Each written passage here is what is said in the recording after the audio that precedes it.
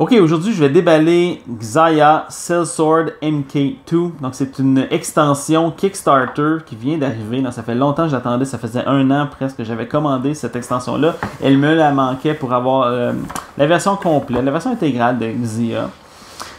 Donc ça comprend un nouveau vaisseau, puis des nouvelles cartes, etc. Donc ce que je vais faire, c'est que je vais ouvrir la boîte et on va regarder ce qu'il y a à l'intérieur.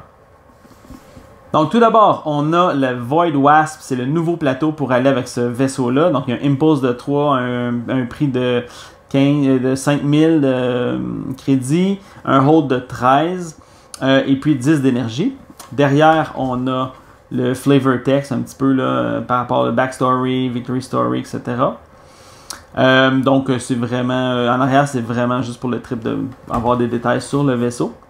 Donc voilà, ça c'est le Void Wasp.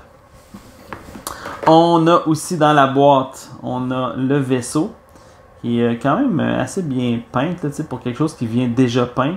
Ça vient sur son socle, donc le socle il venait dans la boîte aussi. Donc on a le petit vaisseau là qui pourra être acheté lors d'une partie. On a les différentes cartes pour jouer avec Sellsword. Je crois qu'il y a 2 modes de jeu. On peut jouer avec le jouer comme un NPC qu'on peut louer. Je pense qu'on peut louer ses services.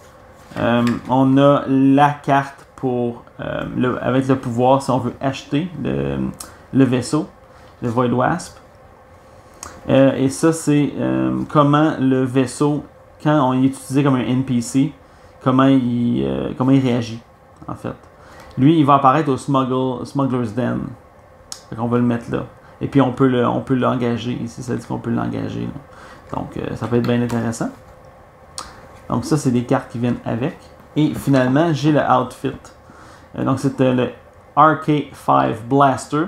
De ce que j'ai lu, c'est qu'on doit absolument garder le blaster sur notre vaisseau. On doit le garder sur notre vaisseau, on ne peut pas s'en débarrasser jamais, et même quand on change de vaisseau, on doit le garder. Donc on ne peut pas s'en débarrasser, on ne peut pas le vendre. Mais c'est quand même lancé 2d6, c'est quand même vraiment intéressant. C'est comme un D... Ça revient à un D11 plus 1.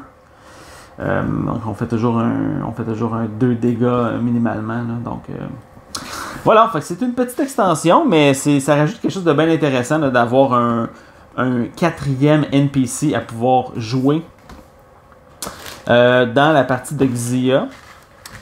Donc, c'est qu'est-ce qu'il en était pour l'extension Sellsword MK2 de Xayah. Merci d'avoir écouté.